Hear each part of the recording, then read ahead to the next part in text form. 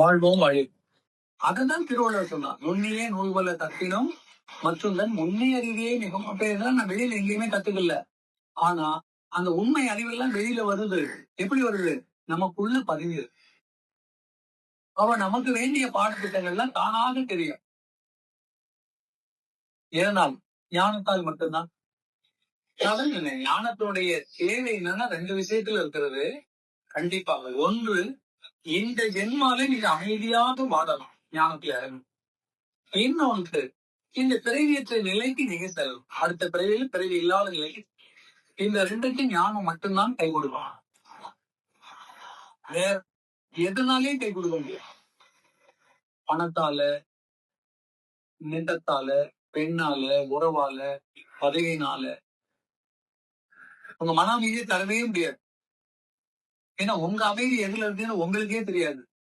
நல்ல வேலைக்கு போவான், பிடிச்ச வேலைதான், அங்க போய் வேலை கை நிறைய சம்பாதிப்பான். பாத்தீங்கன்னா அவன் ஹையர் ஆபீசர்ஸ் எல்லாம் இவனுக்கு அகைன்ஸ்டா இருப்பாங்க. இவனை அக்செப்ட் பண்ண மாட்டாங்க.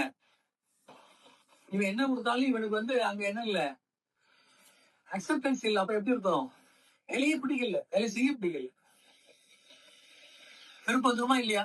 இந்த வேலைக்காக தான் போராடு. நிம்மதி கிடைக்குதா? பாய்.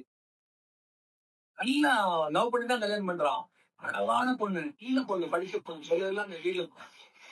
வீட்டுல கொண்டு வச்ச மரபு இவங்க அம்மா தான் போகுது. அவன் தனி குடித்தனம் போடணும் ஒருத்தா கால நிற்கிறான். இவனுக்கு அம்மா அப்பா கிடையாது, அம்மா மட்டும் தான் வளர்த்தா. வயசான நேரம் எங்க விட்டு போக முடியும்? சொந்தக்காரங்கிட்ட யார்கிட்டையுமே ஒட்டுதல் கிடையாது. இவனுக்காக அவங்க அம்மா வாழ்க்கையை தொலைச்சுட்டான். உன்னுடைய வாழ இந்த பொண்ணு உங்க அம்மாவோட என்னிடம் வாழ முடியாது. இப்ப யோசிச்சு பாருங்க. இப்ப இந்த பொண்ணு கிடைச்சிட்டு என் வாழ்க்கையேங்கிற மாதிரி நினைச்சான். அழகான பொண்ணுதான், நல்ல பொண்ணுதான். பட் அவனுடைய கோட்பாடு கொள்கைகள் இவனுக்கு நிம்மதியை எடுத்து போச்சுலையே. டெய்லி சண்டை. உங்க அம்மாக்கெல்லாம் நான் சமைச்சு கொடுக்க முடியாது, நான் சமைக்கிறது அவ கேட்கறது ஒண்ணு. நினைச்சு பாரு. அவங்களுக்குன்னு நான் 2வது சமைக்க வேண்டிய என்னால முடியாது. அதனால ஒரு நாள் இவன்டே சொல்லாம பெட்டிட்டு அவங்க வீட்டுக்கு போயிட்டான். நிம்மதி போச்சு. அப்புறம்தான் யோசிச்சான், என்ன இவனை கூப்பிட்டு வீட்டுல கொண்டு வந்து என்னத்தை கொண்டாடுறது வேண்டாம், அப்படி போட்டு அம்மா இருக்கவரை பாப்பா. அம்மா போன முறை அப்படியே ஞானத்துல போயிடலான்ட்டு என்ன சந்திக்கிறான். நான் கேட்கிறான், எங்க அம்மா இருக்கிறவரை நான் குடும்பத்துல இருப்பேன், எங்க அம்மா போன முறை நான் முழுக்க துறவரத்துல. துறவரெல்லாம் சும்மா ஏமாத்தம். கல்யாணம் கட்டி கேட்கறதுல அது ஒண்ணும். வீட்லயே இருக்கு, வேலை பாரு, சம்பாதி, அடுத்தவங்கள்ட்ட போய் கையாண்டாரு.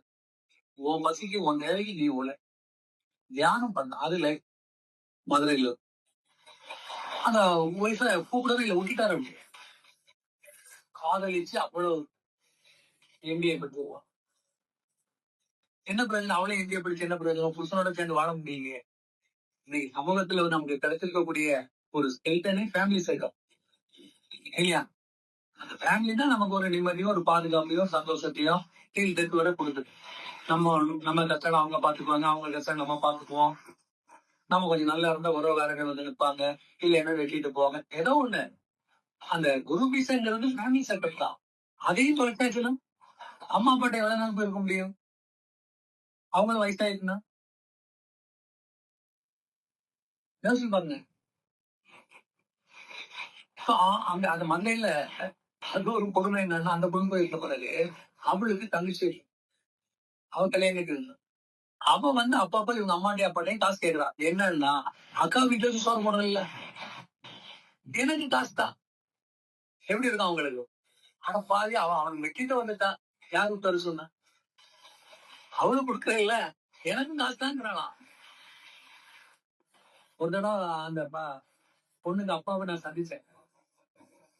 இவனுக்காக. இவன் பாவம் நல்ல பையன், கொஞ்சம் அந்த பொண்ணு புரிதல வச்சு சொல்லலாம். அது திரும்ப இல்ல, தர்மா இல்ல. அவர்கிட்ட சொல்லுமா, அவர் அழுதார். அவ பண்ணது தப்புதாங்க. நாங்க சொன்ன ஏறவே மாட்டேங்குது. என்னவோ அவங்க அம்மாவுக்கு இந்த பொண்ணுக்கு ஜாதகம் வச்சுக்கீங்க. அதை விடுங்க, நீங்க எப்படி இருக்கீங்க? நான் எங்க நிம்மதியா இருக்கேன். இவன் வந்த பிறகு இவன் தங்கச்சி இப்ப ஏதோ மாசம் தோறும் காசு கேட்கும். அவருக்கு நிம்மதி போச்சு. இப்போ வாழ்க்கையில நிம்மதி எதுல இருக்கிற? அடுத்தவங்களா இல்லையா?